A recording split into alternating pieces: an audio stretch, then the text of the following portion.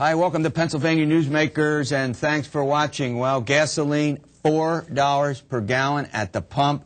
Crude at $130 per barrel. Do I got that right? And it's going to get worse. This is a show you don't want to miss. Stay with us. This is Pennsylvania Newsmakers, a fast-paced, unrehearsed weekly discussion with and about the leaders who shape your world. And now, here's your host, Terry Madonna.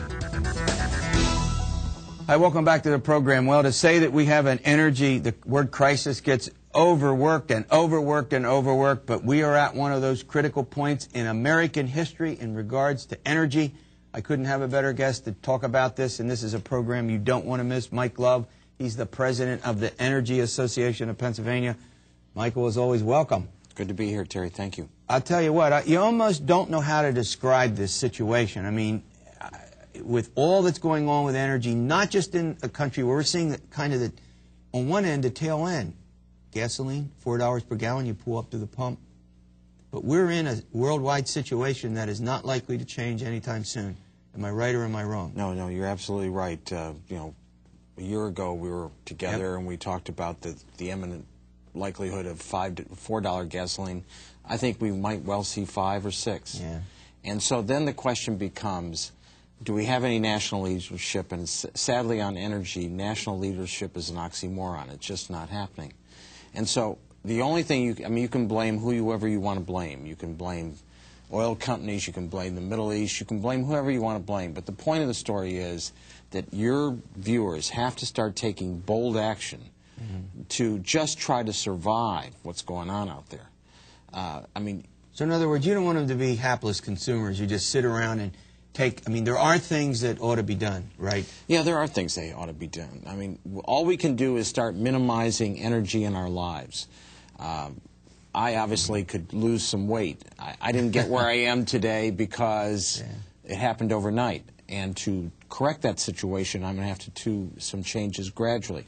But there are things people can do. They could be getting an easy pass. They could save 6% on their energy by keeping their tires properly inflated. They obviously could start changing their car. They determine what speed they go. Right. I mean, there are a lot of things that we personally can do, and too often we try to blame someone else. Right. But we have to start taking steps. It's the only way we're going to survive. Yeah. Because, Terry, what we've seen already has taken $250 billion out of this economy, the run-up in prices. And what that's going to ultimately do if people begin to not travel in a state that depends on tourism, people don't go out, they shop online instead of going to stores, it's going to have a ripple effect that we haven't seen yet.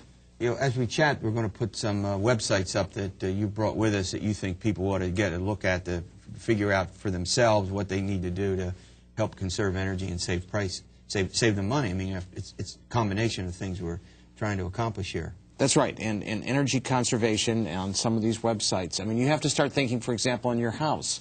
You have to think about the fact that we have an old housing stock here, and what can you do to start looking at your entire house? And one of the websites we have up there looks at that. West Penn's Sustainable Energy Fund has this marvelous program where they'll come in, help you get an energy audit and take a look at the entire house and make recommendations what you should do. The energy audit in and of itself won't do anything, but what the recommendations will tell you what steps you can take. Yeah, but now I want to get into what the legislature can and can't do, the state legislature, and what folks who aren't not as well off, what help they can get. But you've personally adjusted your own lifestyle, haven't you? I have. I've traded my SUV in for a hybrid. I have put in what thing I would recommend to everybody, a programmable thermostat is something that you can adjust heating and cooling when you're not at home. I have one of those now. I'm going to confess I have one. It was put in 2 weeks ago. And it's a marvelous device, and it's not that expensive. It can start making the difference. You can certainly start changing out all the light bulbs. You can certainly get yourself an easy pass. You have to keep looking at ways. Don't look at the dollars you're spending, because that fluctuates. Look at the energy you're using. Right. And that's where people have to start making adjustments. And the only thing we can do to save ourselves from the absence of leadership on a national level is doing things ourselves. You know, there's a couple of things we want to do before you leave, but But it seems to me that somehow we can't get our national leadership on the same page. One side says we got to go and do drilling in Anwar. We got to do drilling. You know, we have sitting on a lot of natural gas. We got offshore. We should do that. Others say no, that'll wreck the environment. We can't do that. We have to go green. And it seems like we can't get the two sides of this dispute on the same page for some national policy. And are you at all optimistic that as these prices rise and as it becomes more, reaps more havoc on the economy, and that was your point earlier, good point, that are you optimistic that somehow, maybe not until this presidential campaign is over anyway, that we'll get a policy at some point in the next couple of years? I'm not optimistic that we will, because without being overly critical, I don't find any of the three major candidates really talking about energy in any substantive way. Right. We have the sound bites, but we don't have the substantive discussion. Thankfully, here in the state of Pennsylvania, we have an energy discussion. The governor has put some things forward. Right. The Senate Republicans have put some things forward. At least we're talking about it in the state. I have more hope for doing something in this state. All right, we're going to go to a break. I want to come to that. I want to talk about the legislature and what might be done, and then on to some other matters. We'll do that after these words. This broadcast of Pennsylvania Newsmakers is presented by the Pennsylvania Chamber of Business and Industry, the statewide voice of business. This broadcast of Pennsylvania Newsmakers is presented by Pennsylvania Medical Society. Doctors and patients, preserve the relationship. And by the Pennsylvania Manufacturers Association. Business in Pennsylvania is our business. Hi, welcome back. We're chatting with Mike Lovelyz, President of the Energy Association of Pennsylvania. No better time to have Mike in than today on this important topic of energy. All right, you mentioned as we went to break what the legislature could or could not do, or will not do, maybe is a better way to put it. Talk about some of those ideas that have been floating around, the governor made, legislature is looking at, that might be helpful here. Well, the governor has proposed an $850 million of spending. And something that's in there is a program that he and Secretary McGinty have come up with, which would replace appliances in the state, especially refrigerators and air conditioners, with Energy Star appliances. Right. Now that would make a significant change in reducing energy, because again, if you realize that 80% of the homes in the state of Pennsylvania are built prior to 1979, yeah, you have to do something with insulation and everything there, but probably the best place you can do savings is in the appliances, because they add a lot to the usage in the household. So that's a good thing. Another bill that's in there, 2448, would talk about House bill that would talk about adding into infrastructure. You were talking to me earlier about the fact that we get torn between what can we do on reducing our demand but also increasing our supply. Right. Another part of that equation is that we have not really built an infrastructure, whether we're talking about refineries or replacing of pipe, replacing of lines. Again, we've got to upgrade. We've had too long a policy that says NIMBY, not in my backyard. Mm-hmm. That policy has to change. We're seeing it. Yeah, I mean, you know, it's sort of like like roads and bridges. We let that part of our infrastructure lie dormant, don't do anything with it. Now all of a sudden we're staring at a $1.7 billion a year problem to fix roads and bridges and do mass transit. So you're making the same kind of argument. We've let the infrastructure of our energy sit without much upgrades for decades, and now they become inefficient. They have, and we have to start addressing that, and that's part of what the discussion is going on in the legislature. The other thing that I want to ask you before you go is, you know, there are folks who, you know, aren't well off, who have, you know, problems meeting their energy bills, getting to work, driving. What can be done about that? What's being done about that? Well, we have been advocating as an association the need to put more funds both at a state and federal level to assist people trying to grapple with these horrendous changes in energy prices. There is a program, LIHEAP, that needs to be expanded at both the state and federal level. Again, what's in Senate Bill 1 that the Senate Republicans came up with puts an extra $100 million over 10 years into LIHEAP. Good step. Again, these are concrete discussions that are going on in our legislature and executive branches. And so the good news from Pennsylvania's standpoint is there's a discussion going on, and it's a vibrant discussion. And, you know, before you go, the other thing I wanted to bring up is, you know, one of the things that fascinating with it, I think all three presidential candidates support using coal. You know, we're a big coal state. There's this debate about what to do with the carbon emissions, you know, that you get from coal, if I understand the technology right. And we have that model plant that Governor Rendell talks about up in Schuylkill County as a way. We are a big energy producing state, right? I mean, we are. Should more be done to figure out how to use that energy without creating an environmental, you know, is there some balance that can be reached? Well, I think there is a balance that can be reached. And here's the situation we face. And this goes to infrastructure again. We have nuclear and coal plants that satisfy most of the energy, electric energy in the state. Yet they're getting older, just like the rest of us. And at some point in time, we're going to have to replace base load units, what's called base loads, ones that run all the time. And clearly coal is part of that equation. Right. And there are cleaner coal technologies that can be used. And I think all three presidential candidates support that. They say they support it. The question is, you're not sure. Here's the point. There are not coal plants being built anywhere in this United States.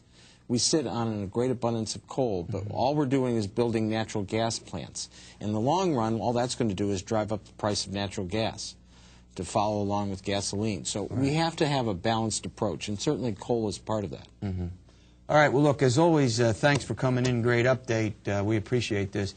All right, the governor has made a very dramatic proposal about leasing the Pennsylvania Turnpike. Where does that all go? It's an important discussion the legislature is about to have. We're going to talk to two of the state's leading journalists who've been writing stories and following this issue, following these words.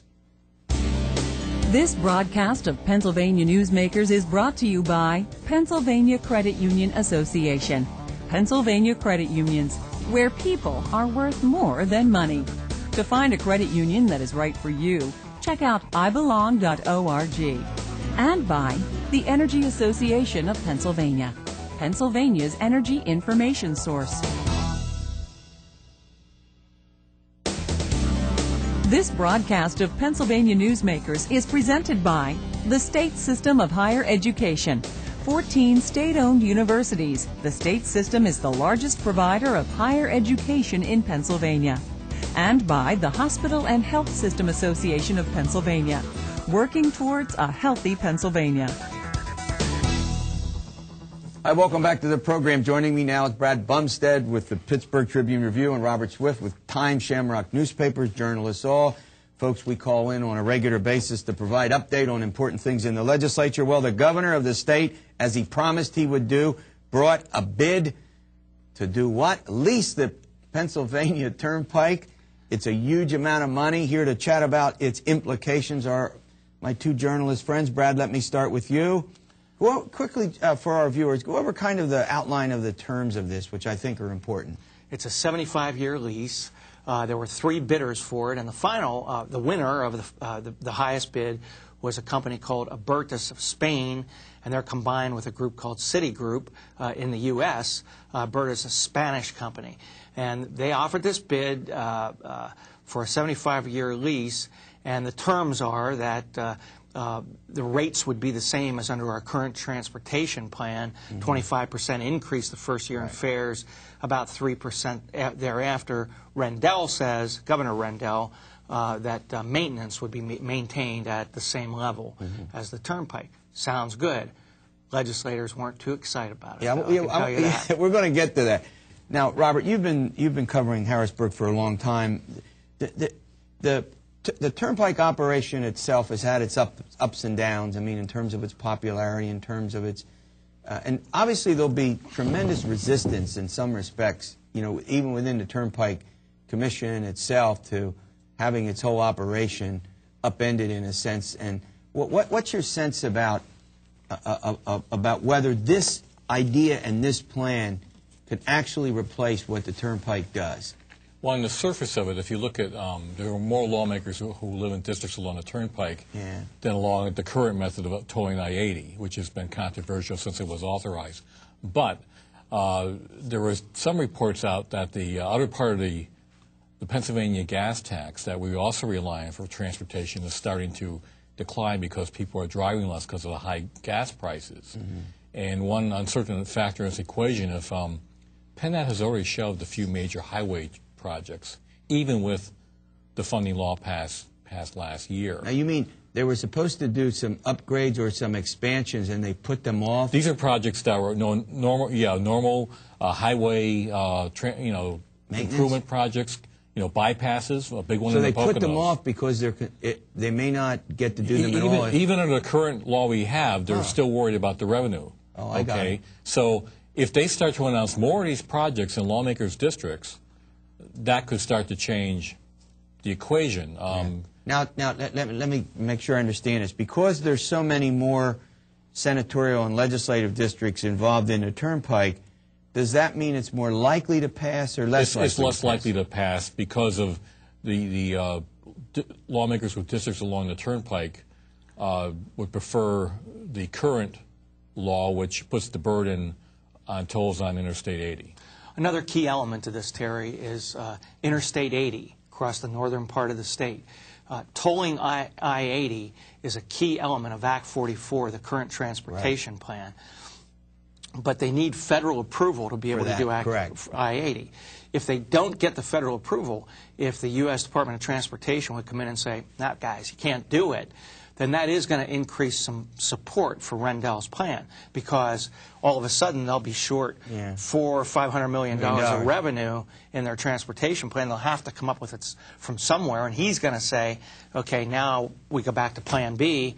Let's look at leasing the Turnpike." Right. Now, but on the Route 80 tolling, there's two parts to the problem. One is this money is to be used for roads and bridges, correct? The other part is the money that would be generated from either tolling Route 80 or lease the Turnpike would go to mass transit. Is there not a federal problem with using tolling Route 80 monies for mass transit? That's one of the issues before the Federal Highway Administration that's caught up in this application, which they have said we need more information, in which the state has yet to make its response. So that goes back to Brad's point. All right, go ahead. There's dispute over whether I-80 toll revenues would go to mass transit or not. That's a point of contention among the lawmakers. All right, we're going to take a quick break. When we come back, we're going to find out what was the reaction in the legislature when the governor sent this notion over, I guess he sent the contract over, not the contract, but the details of it over, Brett? It's on the Internet. It's on the Internet. All right, we'll be back in a moment. This broadcast of Pennsylvania Newsmakers is presented by Highmark Blue Shield, changing the way health plans work for business with a variety of plan options for employers and more choices for employees. Information is available at highmark.com. Have a greater hand in your company's health. And by the Pennsylvania Healthcare Association, the future of long-term care. This broadcast of Pennsylvania Newsmakers is presented by Penn Future, where we believe that every environmental victory grows the economy, and by the Pennsylvania Cyber Charter School, bringing educational innovation and freedom to the children of Pennsylvania. Hi, welcome back to the program. We're talking about the lease deal that Governor Rendell has recommended to the Pennsylvania legislature. Is that accurate, that he's recommending this particular plan? I mean, in the press conference, I thought he's asking the legislature to approve it. That's right. No later than early September. Early September. Well, here we are. Can they get the budget done on time? Can they do these other things? What are the prospects of that happening? And then they're on 2-month recess. Yes. They won't even be and here. We have the national conventions coming up. Let's start with the fact that the legislative reaction to his plan was it just fell flat. And part of the reason for that is he came in with $12.8 billion to lease this, which he says will provide $1.1 billion a year for transportation. Well, a number of legislators have told me this week they just thought they're underwhelmed.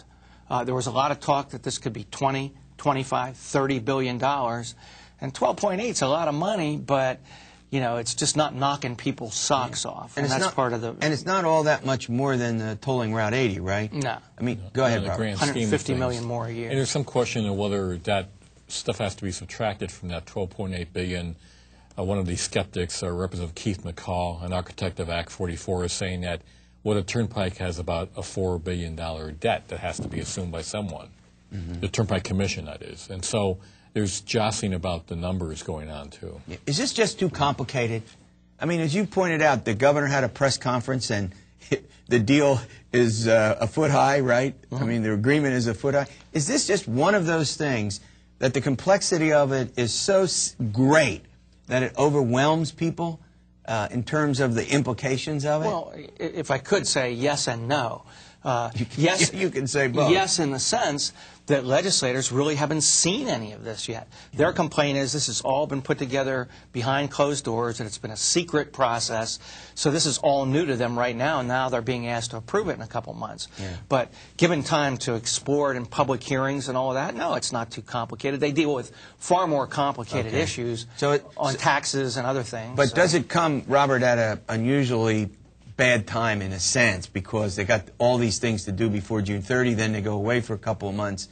I mean, is the timing of this, is this something that if it had done in January and they could have held their hearings, would have had a better chance of getting done, or is all that irrelevant? I think more and more the tendency for, and with the sort of the mature stages of the Rendell administration and legislatures to link everything together in one time. Now, I wonder a scenario whether you see Rendell try to call them in special session in early August to deal with it before the conventions. And they all want to go to their conventions. Oh, they're going to love that. You know. They're really going to love being called in August before they can. Now, Robert, let me start with you, and then we'll get to Brad on this. What's odd about this, it seems to me, this is my observation. Tell me I'm right or wrong. Republicans, particularly in the House, seem more likely to buy into this than Democrats. The skepticism. Greater skepticism from his own party. Am I right or wrong? That's correct. Some of the really leading critics are people he's like Keith McCall. He's relying on for his energy programs.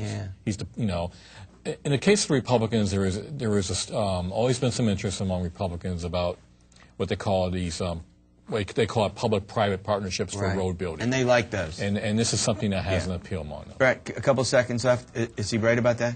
He's absolutely right about that, and I really believe that Republicans are the key to getting this done for Rendell, and that's why it's complicated, because he's going to be warring with them over the budget on energy, health care, and other things. Great update. All right, we'll see you next week for another edition of Pennsylvania Newsmakers, and as always, stay well.